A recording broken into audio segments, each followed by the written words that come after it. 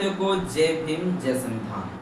साथियों इसमें एक सरकार के द्वारा एक बहुत बड़ी जो है ऐलान फरमान जारी कर दिया है और ठोस निर्देश दे दिया है कि अब किसी भी सरकारी दस्तावेज में, चाहे वो कानूनी दस्तावेज हो, वहां पर जाति का उल्लेख नहीं होगा।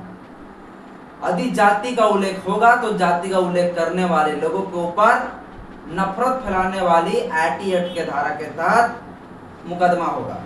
और सिर्फ इतना ही नहीं, बल्कि ये भी कहा गया है कि जाति के आधार पर होने वाली सभा और रैलियां ये भी जो है अब नहीं होगा। कोई अगर नेता, कोई मंत्री लोग अगर जाति के आधार पर कोई रैली और सभा करते हुए दिखाई देते हैं तो फिर उनके ऊपर भी जो है एटी एक्ट के तहत मुकदमा चलेगा। और ये भी कहा गया कि जितने सारे गाड़ियां, वाहने हैं, जो वाहन है, उस वाहन में जो एटीट्यूड, अपना ईगो दिखाते हुए अपना जाति लिख देते हैं, अपना जाति का ब्रांड बनाते हैं, तो उस पे भी प्रतिबंध लगाया गया। यानी अब कोई गाड़ी में भी नहीं लिख सकता ब्राह्मण, क्षत्रिय, वैश्य, या जो हमारे आज के टाइम में जो है एसटी लोग, एससी लोग भी ब्रांड बनाने लगे हैं, द ग्रेट चमार, तो कोई फन्ना, तो कोई यादव, कोई यही, इस तरह से लिखता है। लेकिन हालांकि हमारे एससी एसटी लोग अब लिखने लगे ब्राह्मण क्षत्रिय को देखने के बाद। लेकिन अब कोई भी जो है गाड़ी में इस तरह से नहीं लिख सकते हो, ये साफ सरकार का कहना है। सोशल मीडिया के किसी भी प्लेटफॉर्म में जाति के आधार पर कोई भी आप पोस्ट नहीं कर सकते हैं, वरना फिर आईटी एक्ट जो है नफरत फैलाने वाली जो धारा, उनके तहत मुकदमा चलेगा। अब साथियों यहाँ पर एक सवाल उठता है, क्या जब इस तरह से जाति का उल्लेख नहीं होगा तो एससी एसटी एक्ट के तहत मुकदमा दर्ज कैसे होगा? फिर कैसे पता चलेगा कि छोटी जाति को बड़ी जाति के लोग जो है शोषण किया, अत्याचार किया, उनके साथ हिंसा किया? तो क्या एससी एसटी एक्ट में जो है जाति का उल्लेख मिलेगा या नहीं मिलेगा? ये जो सरकार के द्वारा फरमान जारी किए गए हैं, ये कब किए गए हैं? क्या किसी हाईकोर्ट के द्वारा ये फैसला दिया गया तब ये निर्देश जो है सरकार ने जारी किया? ये सब कुछ साथियों आपको बताएंगे। और कोर्ट ने क्या कुछ कहा, ये साथियों सरकार के द्वारा जो फरमान जारी किए गए हैं वो कोर्ट के निर्देश के बाद ही ये फरमान जारी किए गए। तो कोर्ट के किस जस्टिस के द्वारा क्या कुछ कहा गया, सब कुछ आज के इस वीडियो में आपको बताएंगे। और एससी एसटी एक्ट में जाति का उल्लेख होगा या नहीं होगा वो भी बताएंगे। बस मेरा छोटा सा प्लीज वीडियो को शुरू से अंत जरूर देखें। वीडियो अच्छा लगे तो लाइक करें, चैनल पहली बार चैनल को सब्सक्राइब कर लीजिएगा, बेल आइकन प्रेस करिएगा ताकि जब मैं वीडियो अपलोड करूं आपके पास नोटिफिकेशन समय समय पर पहुंचता है।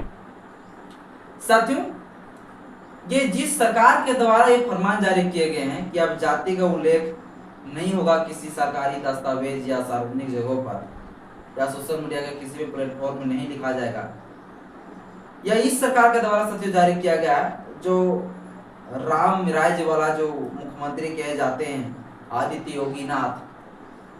योगी जी के द्वारा साथियों फरमान जारी किए गए हैं। इलाहाबाद हाईकोर्ट के द्वारा जो है 19 सितंबर को जो है एक फैसला आता है और इस केस का साथियों नाम रहता है, इस केस का थोड़ा सा नाम मैं बता देना चाहता हूं ताकि आप लोग को भी याद रहे थोड़ा डिटेल से। इस केस का साथियों नाम है परवीन छेत्री बनाम राज्य संघ। इस केस का साथियों नाम है परवीन छेत्री बनाम राज्य, ये साथियों केस का नाम है। यह केस जो है एक शराब तस्करी से जुड़ा हुआ एक केस था और जो साथियों 19 सितंबर को जो है इलाहाबाद हाईकोर्ट में सुनवाई चल रही थी। और जिस न्यायमूर्ति के द्वारा ये निर्देश दिए गए हैं कि जाति का उल्लेख नहीं होना चाहिए, उस न्यायमूर्ति का साथियों नाम है विनोद दिवाकर। एकल पीठ वाला जो है सुनवाई कर रहे थे और विनोद दिवाकर जी के द्वारा उसी समय ये कहा गया कि जिस प्रकार से छेत्री परवीन का जो है पूरा टाइटल नाम लिखा गया है अरेस्ट मेमो में, वैसा नहीं लिखा जाना चाहिए। क्योंकि साथियों जिस परवीन छेत्री का नाम लिखा हुआ था अरेस्ट मेमो में, उसमें पूरा जाति का भी उल्लेख किया गया था। अब इसी चीज से जो है थोड़ा आहत हो गई जो शराब तस्करी के मामले में जिसके ऊपर मुकदमा किए गए थे, उसे आहत हुआ कि मेरे नाम आखिर क्यों लिखा गया। वो भील जाति से आते थे, आदिवासी से। तो वो जो है चैलेंज किया कोर्ट में कि अरेस्ट मेमो में मेरा नाम के साथ मेरा जाति क्यों लिखा गया। और साथियों ये चीज का जो है, जैसे ये मामला कोर्ट पहुंचा तो कोर्ट के जो न्यायमूर्ति विनायक विनोद दिवाकर है, उनके द्वारा कहा गया कि अब किसी भी सरकारी दस्तावेज में, सार्वजनिक जगह पर या सोशल मीडिया प्लेटफॉर्म में कहीं पर जाति का जो है उल्लेख नहीं करना होगा। इस पर रोक लगानी चाहिए। और इसके लिए साथियों सरकार को जो है आदेश दिया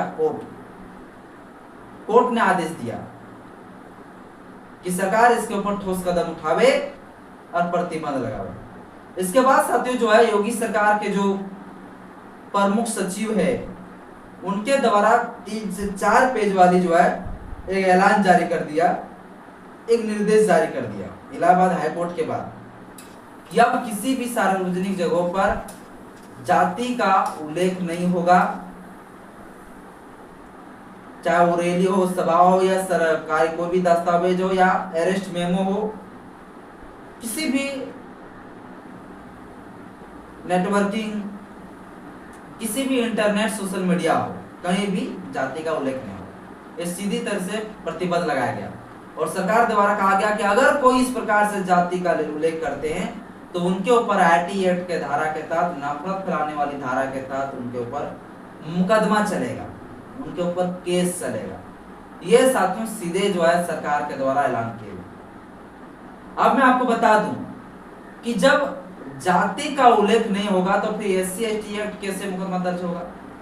तो साथियों जो विनोद दिवाकर साहब जो न्यायमूर्ति है, वो जस्टिस के द्वारा साफ तरीके से जो निर्देश दिए, जो फैसला दिए, उस समय सीधे कहा था कि एससी एसटी एक्ट के मामले पे जो है जाति का उल्लेख होगा। मतलब अगर कोई schedule caste and schedule tribe का व्यक्ति है और कोई बड़ी जाति के लोग उनके साथ कोई हिंसा करते, कोई क्राइम ऑफेंस करता है, तो फिर उस एफआईआर कॉपी में जाति का उल्लेख होगा। और बाकी बात जितने सारे और भी जो अलग प्रकार के एफआईआर कॉपी होगा, वहां पर किसी प्रकार के जाति का उल्लेख नहीं होगा। ये साथियों जो है जो विनोद दिवाकर जी साहब थे इलाहाबाद हाईकोर्ट का, उनके द्वारा कहा गया। और इसी चीज को सरकार का प्रमुख सचिव ने भी कहा कि सिर्फ एससी एसटी एक्ट के मामले पर जाति का उल्लेख होगा, बाकी बात किसी भी मामले पे जो है जाति का उल्लेख नहीं होगा। जितने भी सरकारी डॉक्यूमेंट है जहां पर जाति का कॉलम बना है, उस कॉलम को आप हटा दिया जाएगा। ये साथियों जो है सरकार के द्वारा फरमान जारी किया गया। अब आप लोग को साथियों ये समझ में आ गया होगा कि एससी एसटी एक्ट के मामले में जाति का उल्लेख करना अनिवार्य होगा, लेकिन और कहीं जगह पर जो है अगर आप जाति का उल्लेख करते हैं तो फिर आपके ऊपर मुकदमा होगा। और ये पूरी साथियों यूपी सरकार में, यूपी राज्य में पूरी लागू होगा। अब आप लोग मुझे बताइए कि इस प्रकार से जो फरमान जारी किए गए वो सही या गलत? मेरे मुताबिक साथियों ये सही है, लेकिन सरकार अगर ये चीज किया है तो सरकार क्या इस चीज को जो है फुल गारंटी देगा कि सिर्फ जाति का प्रमाण, जाति का उल्लेख नहीं करने से जो है उनके साथ जातीय हिंसा नहीं होगा? क्या सरकार इस चीज की गारंटी लेगा? क्या उस वेशभूषा को भी बदलेगा जिस वेशभूषा के तहत ही जो है ये बड़ी जातियों के लोग अनुमान लगा लेता है कि ये छोटी जाति का है, उसके घर के बनावट से अनुमान लगा लेते हैं कि छोटी जाति का है, उसके कपड़े के पहनावा से ये पता लगा लेते हैं कि छोटी जाति का है, और फिर छोटी जाति के आधार पर उसके साथ ट्रीट करते हैं। तो सरकार को अगर इस प्रकार से जातिवाद को खत्म करने के लिए जाति लिखना, उल्लेख करना प्रतिबंध लगाया गया, तो सरकार को यह भी गारंटी लेना होगा कि सरकार अगर इस प्रकार से कर रही है तो ये भी करना होगा कि भैया कि और अनेक तरीके से जो जातीय हिंसा होगा वो भी नहीं होना चाहिए, उस पर भी प्रतिबंध लगाना चाहिए। और उसके लिए सरकार क्या निर्णय लेती है, क्या टर्म एंड कंडीशन बनाती है, ये सरकार को सोचनी होगी और देश के और यूपी के लोगों को बताना होगा कि इसके लिए क्या करना होगा, इसके लिए सरकार क्या कदम उठाएगी। सिर्फ जाति का उल्लेख कहीं सार्वजनिक जगह पर नहीं करने से जो है ना जातीय हिंसा नहीं रुकेगा, ये योगी जी को समझ लेना चाहिए। भगवत सतीश, इस विषय पर आप क्या सोचते हैं मुझे कमेंट बॉक्स में राय जरूर बताइएगा। जय भीम, जय